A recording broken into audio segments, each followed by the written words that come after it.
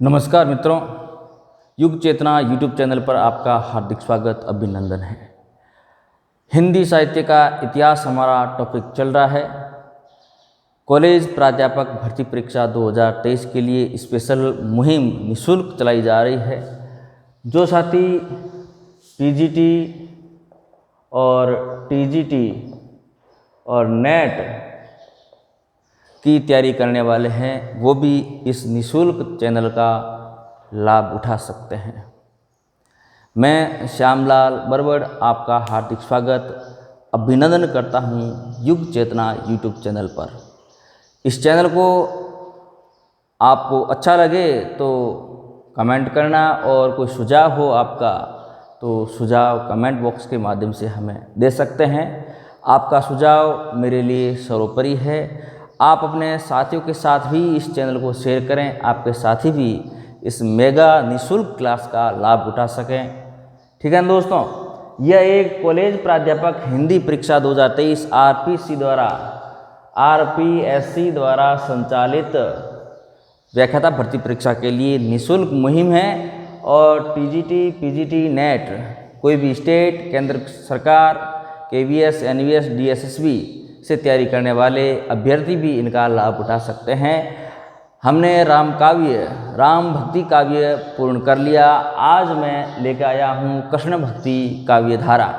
कृष्ण भक्ति काव्य धारा की क्या प्रवृत्तियाँ हैं, कौन कौन से इसमें कवि आगे आए, कृष्ण का क्या रूप है, इस काव्य से हमें क्या मिलता है और इनकी महत्वपूर्ण प्रवृत्तियाँ क्या है, उसके बारे में चर्चा करने जा रहा हूँ। देखिए, कृष्ण भक्ति का भक्ति साहित्य में उपजीव्य ग्रंथ श्रीमद् भागवत महापुराण है। ये आप बात ध्यान में रखेंगे। ये सवाल कई बार परीक्षा में आया है। उपजीव्य को आप आधार ग्रंथ भी मान सकते हैं। उपजीव्य का मतलब है आधार ग्रंथ, यानी कि कृष्ण भक्ति का भक्ति साहित्य का उपजीव्य ग्रंथ श्रीमद् भागवत पुराण है, आधार श्रीमद् भागवत पुराण है। इस बात को आप ध्यान में रखेंगे। क्लियर? कई बार अभ्यर्थियों को समझ में नहीं आता है कि उपजीव्य क्या होता है, तो मैं बता देता हूँ। उपजीव्य आधार, किसका आधार मानकर कृष्ण भक्ति साहित्य लिखा गया, तो श्रीमद् भागवत पुराण को आधार मानकर कृष्ण भक्ति साहित्य लिखा गया। कृष्ण भक्ति धारा में कृष्ण के लोक रंजक और लीला पुरुष के अवतार के रूप में प्रस्तुत करने वाला प्रथम भक्ति संप्रदाय है निम्बारक संप्रदाय। इस बात को आप इम्पोर्टेंट मान लें। ये सवाल कई बार टीजीटी, पीजीटी और नेट में पूछा गया है। लोक रंजक और लीला पुरुष, कृष्ण भक्ति धारा में कृष्ण को लोक रंजक के रूप में या लीला पुरुष के रूप में मानने वाला संप्रदाय है वो निम्बारक संप्रदाय है। दोस्तों, आप इम्पोर्टेंट लगा लेना, क्योंकि ये सवाल ऐसे ही परीक्षा में पूछा जाता है। ऐसे ही पूछा जाता है, कृष्ण भक्ति धारा में कृष्ण को लीला पुरुष मानने वाला प्रथम भक्ति संप्रदाय कौन सा है, तो निम्बारक संप्रदाय है। दोस्तों, इस बात को आप ध्यान में रखेंगे। निम्बारक संप्रदाय के बारे में अगर मैं बात करूं तो इस संप्रदाय के प्रवर्तक है निम्बारकाचार्य, जिसका समय है 1114 से 1162 तक का इनका समय है। निम्बारकाचार्य निम्बारका संप्रदाय के प्रवर्तक माने जाते हैं। दोस्तों, इस बात को आप ध्यान में रखेंगे। इस संप्रदाय को हंस संप्रदाय, सनक संप्रदाय या द्वैत संप्रदाय कहा जाता है। वेरी मोस्ट इम्पोर्टेंट है।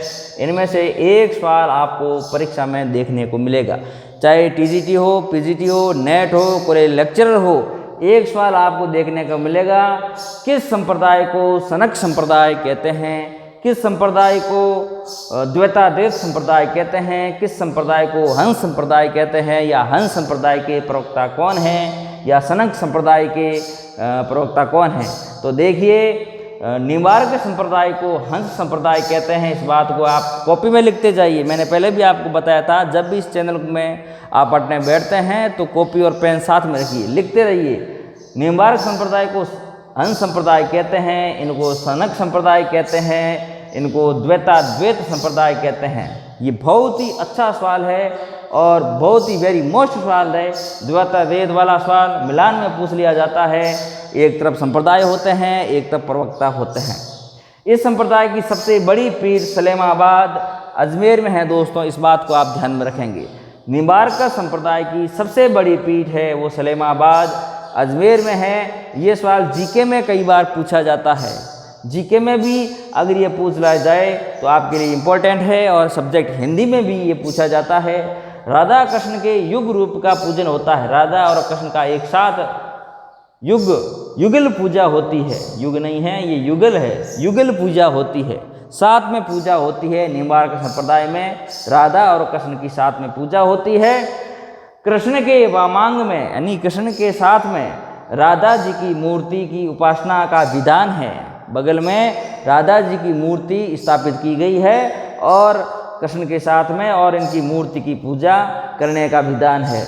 निम्बार्काचार्य को भगवान विष्णु के सुदर्शन चक्र का अवतार माना जाता है, ये भी सवाल पूछा गया है। भगवान विष्णु के सुदर्शन चक्र का अवतार किस संप्रदाय को माना गया है, किस आचार्य को माना गया है, तो निम्बार्काचार्य होगा दोस्तों, ये सवाल पूछा हुआ है। इनकी रचनाएं देखें तो वेदांत, परिजात, सौरभ, ये सवाल कई बार पूछा है फर्स्ट ग्रेड के अंदर, और परपन, कल्पवली, दोनों रचनाएं वेरी मोस्ट इंपॉर्टेंट है। दोनों रचनाएं वेदांत, परिजात, सौरभ, परपन, कल्पवली के रचयिता है निम्बार्काचार्य, वेरी मोस्ट पर्सन है।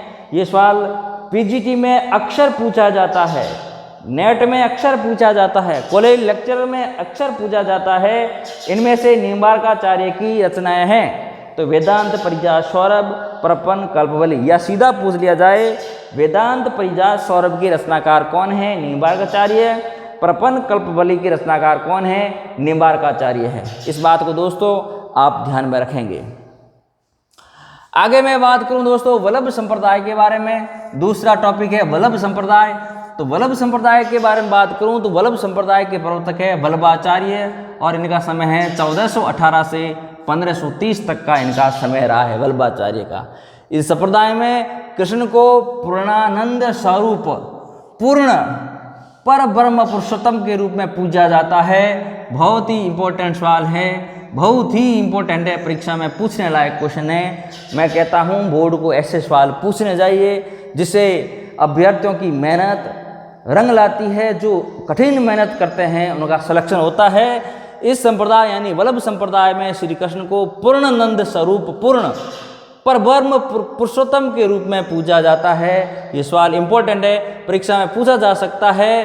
पूर्णानंद स्वरूप, पूर्ण पर ब्रह्म पुरुषोत्तम के रूप में पूजा जाने वाला कौन सा संप्रदाय है, वल्लभ संप्रदाय है। ये सवाल अच्छा है, परीक्षा में पूछने लायक है। प्रधान पीठ नाथद्वारा सिहाड़ राजसमंद में स्थित है। सिहाड़ के बारे में जीके में कई बार सवाल पूछा जाता है। सिहाड़ स्थित है नाथद्वारा में, सिहाड़ प्रसिद्ध है कृष्ण भक्ति, कृष्ण पूजा के संबंध में, है ना। प्रधान पीठ नाथद्वारा में स्थित है। अष्टयाम पूजा पद्धति यानी 8 बार पूजा का नियम चलता है नाथद्वारा में।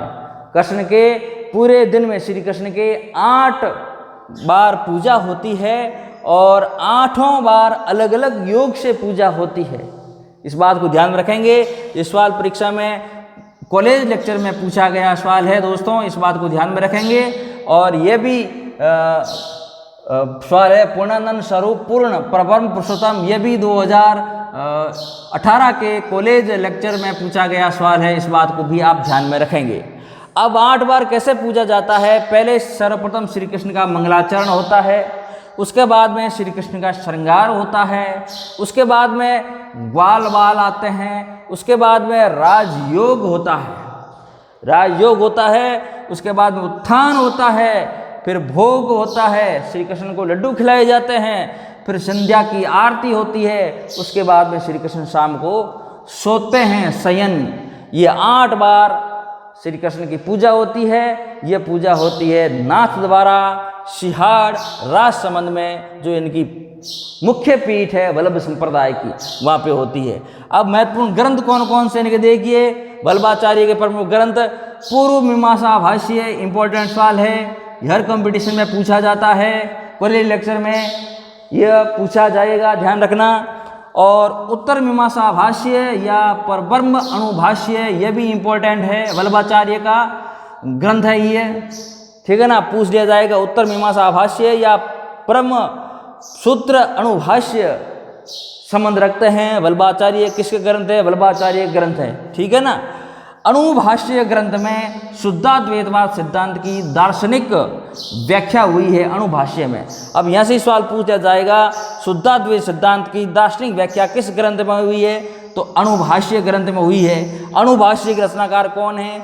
वल्लभाचार्य जी है, इस बात को ध्यान रखेंगे। और इस ग्रंथ को वल्लभाचार्य के पुत्र विठलनाथ ने पूर्ण किया है, क्योंकि वल्लभाचार्य इस ग्रंथ को पूर्ण नहीं कर पाए थे, तो उसके पुत्र विठलनाथ जी वे उन्होंने इस ग्रंथ को पूर्ण किया। वल्लभाचार्य के अन्य ग्रंथों में श्रीमद् भागवत की सूक्ष्म टीका, द्वीप निबंध तथा 16 छोटे छोटे प्रकरण प्रसिद्ध है। इस बात को ध्यान रखेंगे। वल्लभाचार्य के अन्य ग्रंथों में श्रीमद् भागवत की सूक्ष्म टीका, जिसका नाम है द्वीप निबंध, ऐसा सवाल पूछ लिया जा सकता है, तथा 16 छोटे छोटे प्रकरण प्रसिद्ध है। दोस्तों ध्यान रखेंगे। श्रीनाथ जी का मंदिर गोवर्धन पर्वत पर वल्लभाचार्य के शिष्य पूर्णमल खत्री ने करवाया था। यह पीजीटी में पूछा गया सवाल है। पीजीटी 2018, 2016 कंटिन्यू 2013 में पूछा गया ये सवाल है। श्रीनाथ जी का मंदिर गोवर्धन पर्वत पर वल्लभाचार्य के प्रमुख शिष्य पूर्णमल खत्री ने बनाया था, और यह सवाल बहुत ही इम्पोर्टेंट है। 2018, 16, 13 पीजीटी में भी सवाल पूछा गया है। हो सकता है कॉलेज लेक्चर में भी सवाल ये पूछ लिया जा सकता है। वल्लभाचार्य के 84 शिष्य हुए। कितने शिष्य हुए?